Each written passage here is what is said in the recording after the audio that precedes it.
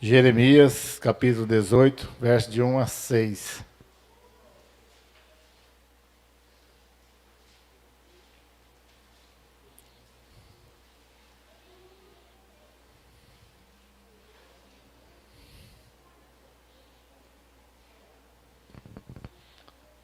Acho que a Thalia está olhando ali já, que já foi marcado, onde já foi pregado não sei quando, lá de 2019, 2018, quando foi, Thalia?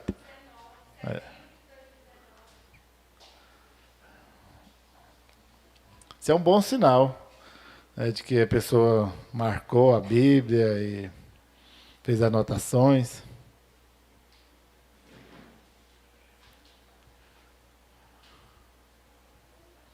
Amém? Jeremias, capítulo 18, versos de 1 a 6, diz o seguinte: A palavra do Senhor que veio a Jeremias, dizendo: Levanta-te e desce à casa do oleiro, e lá te farei ouvir as minhas palavras. E desci à casa do oleiro, e eis que ele estava fazendo a sua obra sobre as rodas. Como o vaso que ele fazia de barro quebrou-se na mão do oleiro, tornou a fazer dele outro vaso, conforme o que pareceu bem aos olhos do oleiro fazer. Então veio a mim a palavra do Senhor, dizendo: Não poderei eu fazer de vós como fez este oleiro, ó casa de Israel? Diz o Senhor: Eis que, como barro na mão do oleiro, assim sois vós na minha mão, ó casa de Israel. Amém? Deus, eu glorifico o teu nome, tu és santo, tu és poderoso. Deus, em nome de Jesus, ó Pai, o teu Espírito Santo, Deus, possa estar nos movendo nessa noite, ó Pai, nos levando, Senhor, a entender a tua palavra, a ouvir a tua voz, ó Pai, em nome de Jesus. Muito bem, né? Então, essa palavra, como eu disse, muito conhecida, e alguém poderia logo de cara falar assim, pastor, mas isso aí está falando claramente que é para a casa de Israel. Sim, o texto deixa bem claro. Mas o que somos nós? Não somos apenas aqueles que seguem, às vezes, os passos de Israel, tanto para o bem, tanto para o mal, tanto para a bondade de Deus, como nas rebeldias, nós não somos tão diferentes, né? A diferença é que Israel tem a primazia como o povo de Deus, o povo escolhido de Deus. Nós pegamos carona na salvação, né? Que era dada a Israel de primeira mão, na, dada a circunstância da rebeldia de Israel, fomos chamados como gentios, como aquele povo que não era escolhido de assim de primeira, mas quero usar este texto então que serve para a casa de Israel, mas terá e será muitas aplicações para nós, que serve para nós, serve tanto para Israel e para a igreja do Senhor Jesus Cristo neste tempo, igreja que somos nós, povo de Deus escolhido, e às vezes com o coração duro, tanto quanto ou mais ainda que é o povo de Israel. Então, Jeremias, né, então foi enviado, o texto deixa bem claro, à casa do oleiro para receber ele um ensino assim demonstrativo, demonstrar para ele ali como Deus queria agir com Israel, como Deus age conosco. A maioria de nós, muitas vezes, precisamos de ver, de sentir, de passar por determinadas situações para aprender. Há muito tempo eu já compreendi, venho falando isso sempre, como seria mais fácil para nós simplesmente nós olhássemos à nossa volta e aprendêssemos. Mas a maioria de nós, enquanto não passar por determinadas situações, não vai aprender. E Jeremias também foi um desses. Teve que ir lá na casa do oleiro para receber mais ensinamento, para ir transmitir para Israel e chega até nós. A Bíblia traz alguns outros ensinos assim que foi bem claros, assim de presencial, de observar, de ver. Lembra lá quando Deus fala para o preguiçoso, vai ter com as formigas para você aprender com elas o que é trabalhar. Para os ansiosos, os preocupados, vai ver os lírios do campo que crescem. E Deus, né, cresce de manhã, à tarde está florido e já se secou e vai ser queimado. Então, às vezes, nós precisamos observar tudo isso para aprender. Então, Jeremias estava ali sendo preparado por Deus. Ele já estava pronto para olhar com seus próprios olhos e ver como Deus trabalha. Aprender a instrução do simples oleiro. O oleiro nada mais era do que aquele cidadão ali que trabalhava com barro, fazia os vasos, né, de barro para serem utilizados. Já tive a oportunidade de ver, né, os mais velhos e vão saber o que que é. Sabe aquele pote lá de colocar água, né? Já vi lá em Cirilândia, tinha uma senhora lá que fazia aqueles potes lá de barro, né, que não deixa de ser um vaso, para colocar água. Interessante o trabalho ali, tem toda uma técnica, toda uma habilidade para se fazer. Mas, no geral, o vaso comum do uso do dia a dia não é muito valorizado. Automaticamente, a pessoa que o faz também não é de grande valor, se não tem nenhum destaque. A não ser aqueles famosos, né? Aqueles vasos lá, né? Muito famosos lá que vale muito dinheiro, aí talvez pode ter alguma fama. Mas, no geral, são pessoas simples, humildes, mas que aqui neste texto ensina bastante. Então, Jeremias, né, aproxima dele e vê que aquele vaso que ele estava fazendo se estragou, quebrou, e ele teve que fazer outro vaso. E aí que está o lance do ensinamento. Como se dá esse trabalho, o que Deus queria mostrar para Jeremias justamente aí. Mas vamos lá, né? Então, neste texto que nós lemos e agora, tem 4 figuras que se destacam aí no texto. Poderia dizer, usando aí uma figura de linguagem, 4 personagens. Quais são, né? Primeiro é o barro. Primeiro figura que a gente pode destacar é o barro. E a casa de Israel, né, como barro ali, né, para ser trabalhado, ela foi tirado lá da escravidão do Egito e levado para Canaã. Ou seja, a primeira coisa que Deus fez com o seu povo, quando Deus começou a trabalhar em prol do seu povo, como nação de Israel, foi tirá-los lá do Egito. Quando Deus começou a demonstrar que ele tinha um povo separado para ele, um povo escolhido, demonstrar para toda a terra, né, tudo as nações à volta, foi quando ele tirou, né, todos vocês esperam, né, quando eu falo todos, às vezes alguém não sabe, mas a grande maioria de vocês sabe que tudo que Deus fez ali no Egito para retirar o seu povo. Então, da mesma forma, e nós fomos tirados, né, lá em Colossenses, capítulo 1, 13, parafraseando, nós fomos tirados do império das trevas e transportados para o reino da graça, o reino do Filho de Deus, para o reino de Jesus Cristo. Se Israel era escravo no Egito, nós éramos escravos no reino, no império das trevas de Satanás. E às vezes nós não paramos para olhar onde nós vivíamos, da forma que nós vivíamos. Nada mais éramos que escravos do diabo. Esse é o termo correto. E às vezes nós não valorizamos lá de onde nós saímos, para onde nós fomos transportados, onde nós fomos tirados, para onde nós fomos levados. Já parou, já pensou direitinho aí como que se dá tudo isso? Num dia, ou assim, um exemplo, por um tempo você pertencia, nós, né? Você, né? Muita pretensão minha, né? Incluo primeiro nisso aí, nós pertencíamos ao diabo, nem mais alto nível, escravos mesmo do seu império. Aí no outro dia fomos transportados, levados para o reino da graça do Filho de Deus, que é Jesus Cristo. Fomos tirados de lá. E aí, como esse material, esse barro, né, como foi transportado, mas nesse meio aí nós fomos moldados. O barro, desde lá na antiguidade, é o material de uso mais comum. Era feito os vasos, os utensílios, né? Primeiros utensílios para preparar alguma comida, é feito de barro. Pedra, não tinha material lá ainda para lavar a pedra. Madeira ainda era mais difícil. Então, o barro, né? E o barro, a grande qualidade do barro, que ele é moldável. Né, o barro próprio, o molde dele, né, faz diversas coisas. Né, você, talvez os mais jovens, né, cultura só de cidade, nunca viu uma casa lá de pau a pique, né, e passava o barro lá para rebocar a casa, para, né, vedar da chuva, do frio e tudo mais. Talvez vocês não conhecem, né? As jovenzinhas aqui, uma aqui diz que conhece, né? Mas o barro é o material usado. E vou voltar mais ainda da história do homem. Nós fomos feitos de quê? Do pó da terra, do barro. Então o barro é o material, né, usado desde o princípio. Para dizer assim, em termo bem pobre mesmo, na fabricação do homem foi utilizado o barro.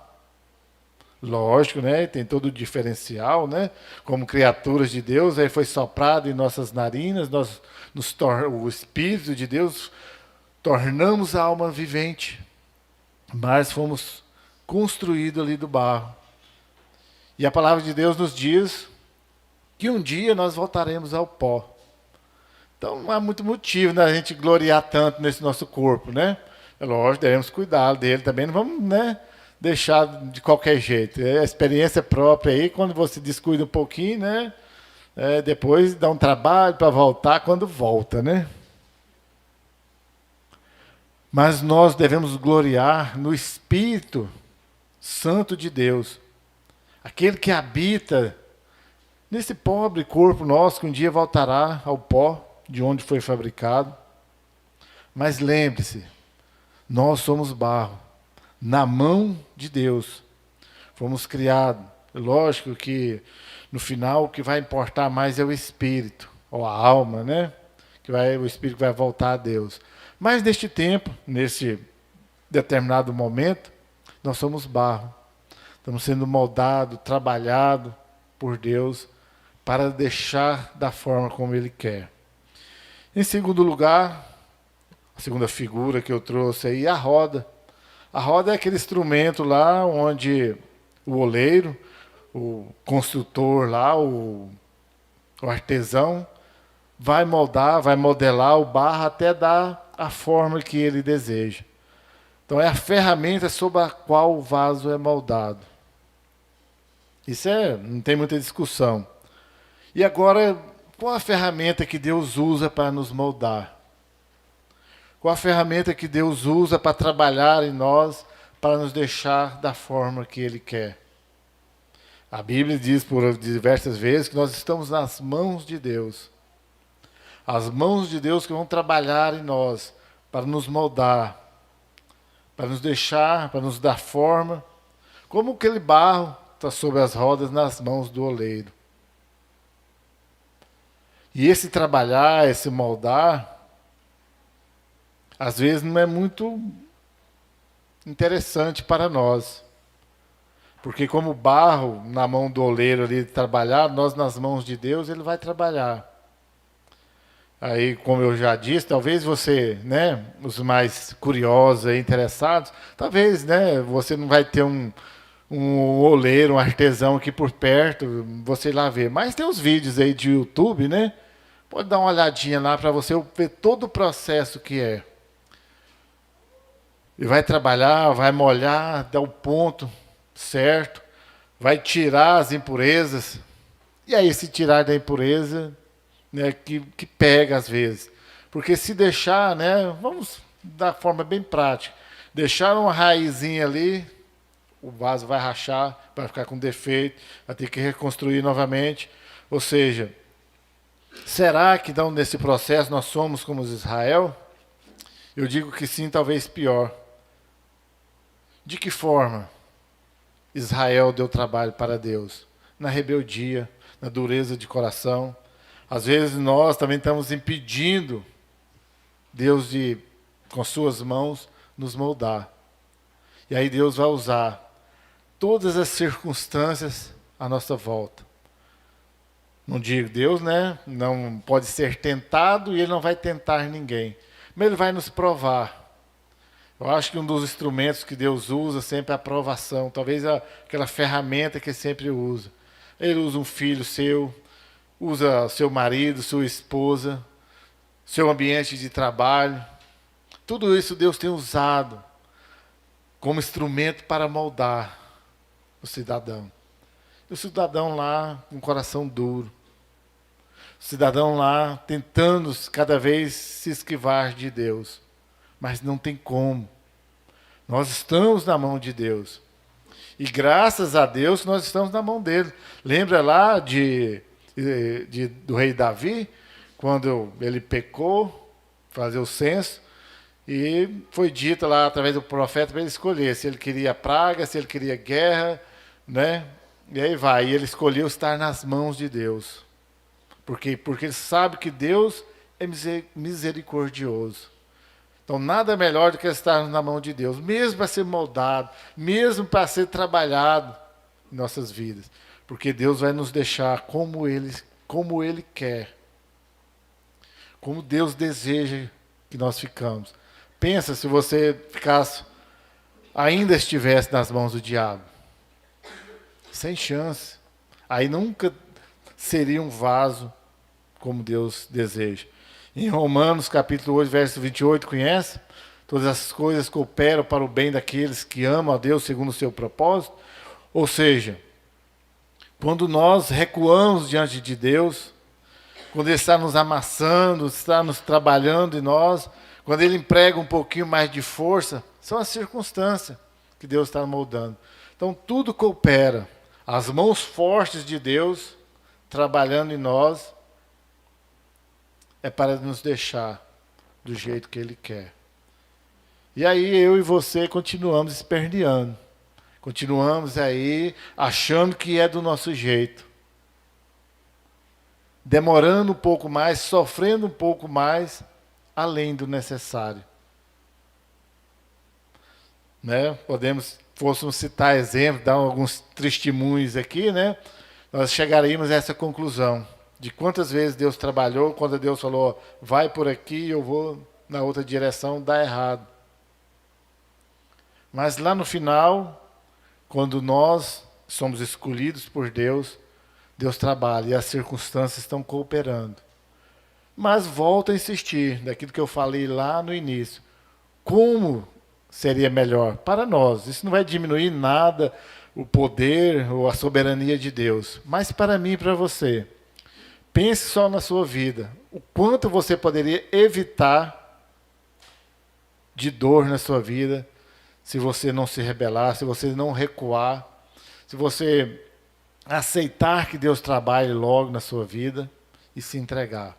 Nós não temos a condição de escolher ser salvo ou não. Isso aí já ficou bem claro, nós já falamos isso constantemente.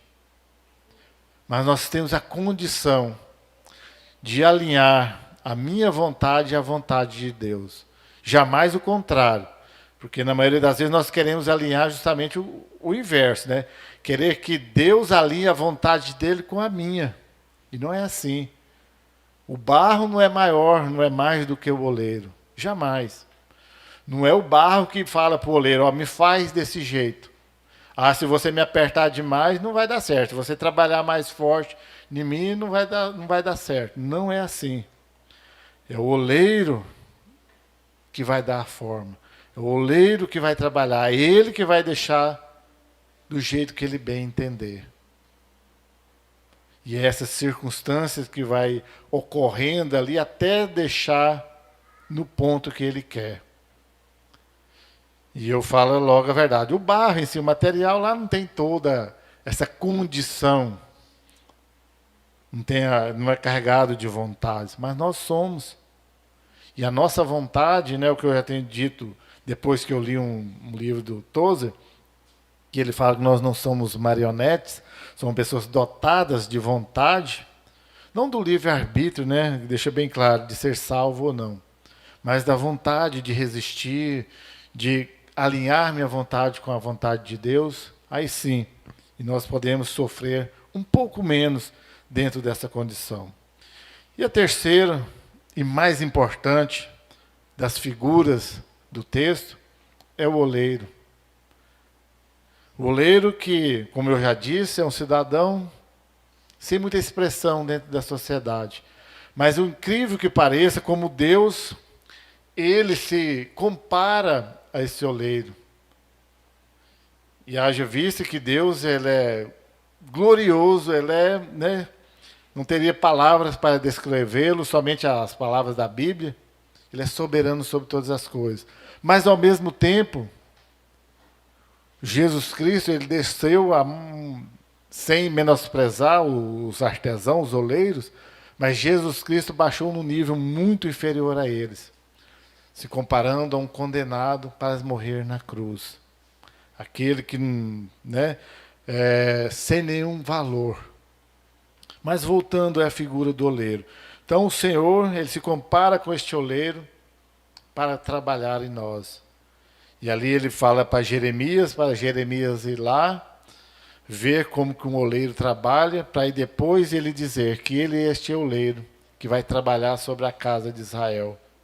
Este oleiro que está trabalhando em nós. Então, portanto, não existe maior possibilidade do que nós de tornarmos vasos de bênção úteis na mão de Deus. Quem melhor do que o oleiro supremo, que é o nosso Deus, para estar trabalhando em nós? Poderíamos estar em melhores condições? Não. As melhores possibilidades de nós tornarmos um vaso úteis para o reino de Deus é justamente porque o oleiro é o nosso Deus. Ele que trabalha em nós.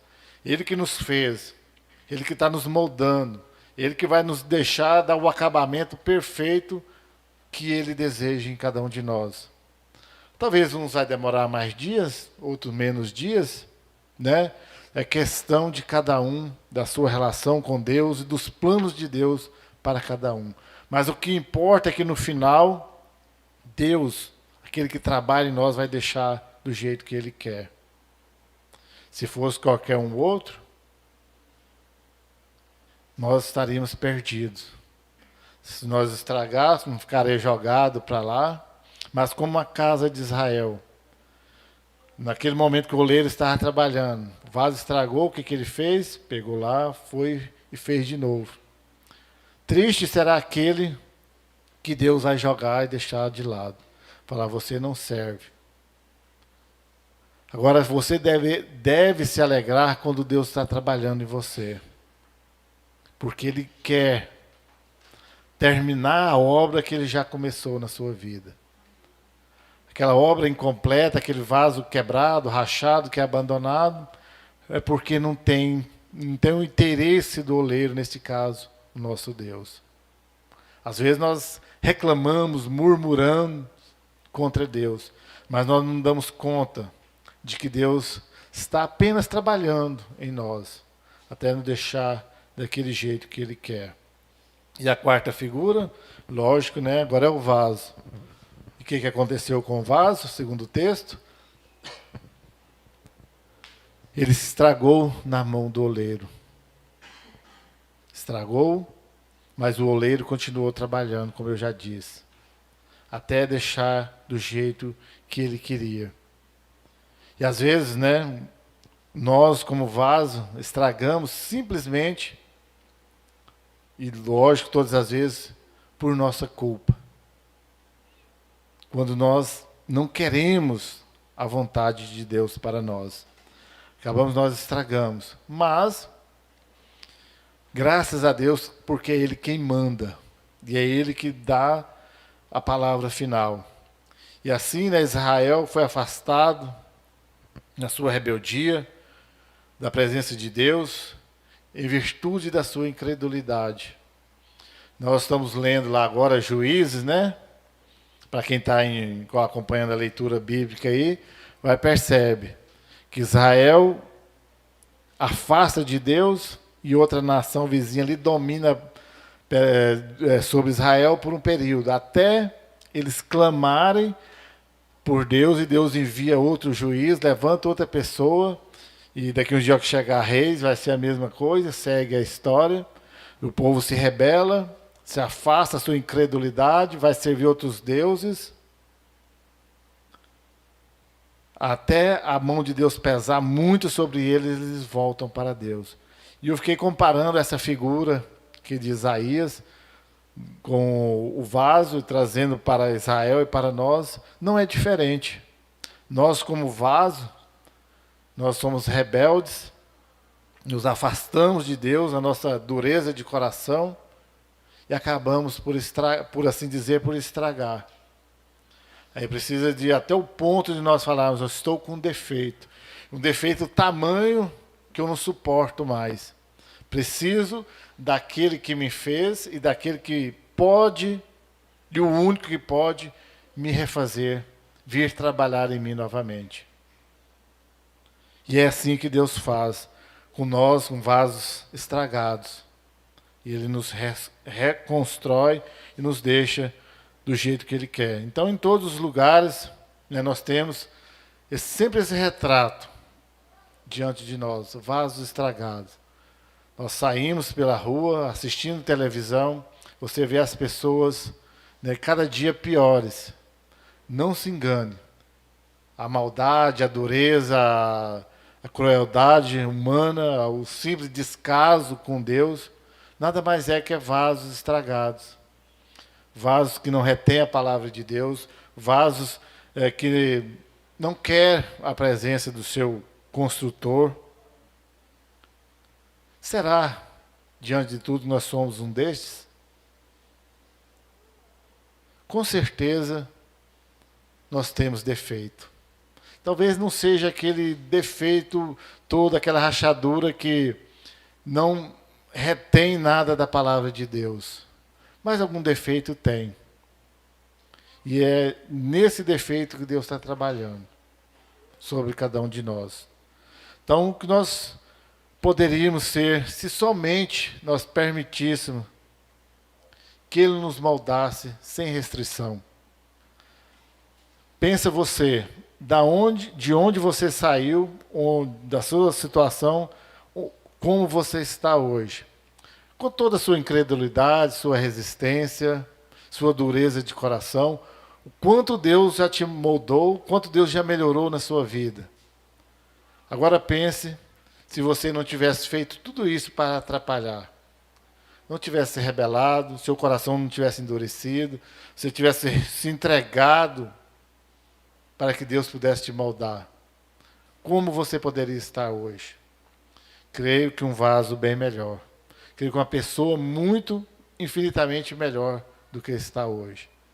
Mas, infelizmente, nós ainda resistimos, nós endurecemos, nós nos rebelamos contra Deus e Deus continua operando em nós.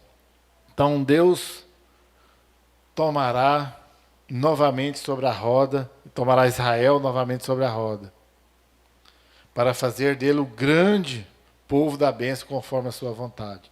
Isso com certeza, conforme a promessa de Deus, Ele vai trazer. Não sei, não me pergunta quando, como, né, não sei. A Bíblia só nos deixa claro que Israel, na sua dureza de coração, rejeitou a Jesus Cristo, mas não será para sempre. Deus irá trazê-lo novamente, que é seu povo escolhido, isso aí não há discussão. É o povo da bênção de Deus, da promessa de Deus, é Israel. E Deus vai moldá-lo, conforme a palavra de Jeremias, e depois vem outras palavras. Deus está trabalhando em Israel e vai moldá-lo conforme a sua vontade. E nós também, como eu disse, né, nós pegamos carona com Israel, e nós também, Deus vai trabalhar, vai estar trabalhando em nós, até o dia que Ele vai dar o acabamento em nós. E deixar-nos conforme a sua vontade. Nós também, né, como igreja do Senhor, somos promessa de salvação em Jesus Cristo. Se a roda é o material para a construção do vaso, agora no Novo Testamento, na salvação da igreja, nós temos a cruz, o material que molda. Até por isso, Jesus Cristo já diz, todo aquele que quer me seguir, tome a tua cruz. Negue a si mesmo e me segue. Então hoje para nós não é aquela roda lá para moldar, mas é a cruz de Jesus Cristo, que é o objeto, por assim dizer, que vai nos moldar. Aquela cruz rústica, pesada, né, feita naqueles dias, né, no machado, e olha que os machados nem eram bons como hoje, cheia de farpas que vai machucar. Mas ela vai nos moldar.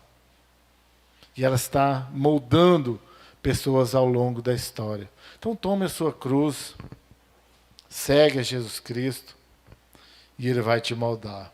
Ande com Jesus Cristo. Então, nós nos tornamos um vaso quebrado ou torto. O que você tem se tornado? Um vaso quebrado ou torto? Aí é você que responde. Ou ainda, pior ainda, ou nós somos um barro sem forma que necessita ser moldado.